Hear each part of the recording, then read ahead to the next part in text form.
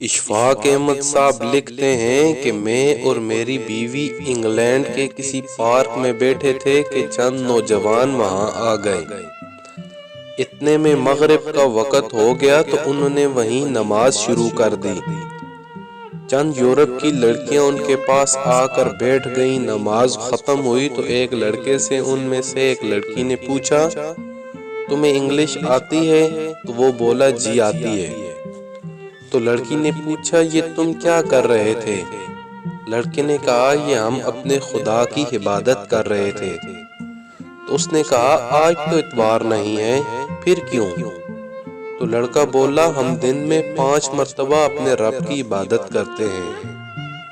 لڑکی بولی، پھر آپ باقی کام کب کرتے ہیں؟ لڑکے نے اسے تفصیل سے سمجھایا۔ پھر لڑکی جاتے ہوئے اس سے ہاتھ ملانے لگی تو لڑکے نے ہاتھ پیچھے کر لیا کہ یہ ہاتھ صرف میری بیوی کو چھو سکتا ہے جو میرے نکاح میں ہوگی۔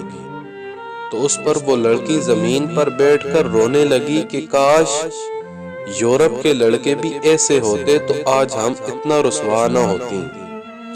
اشفاق احمد اپنی بیوی سے کہنے لگے، بانو، یہ لڑکا اپنے عمل سے وہ تبلیغ کر گیا جو ہم کتابوں سے نہیں کر سکتے۔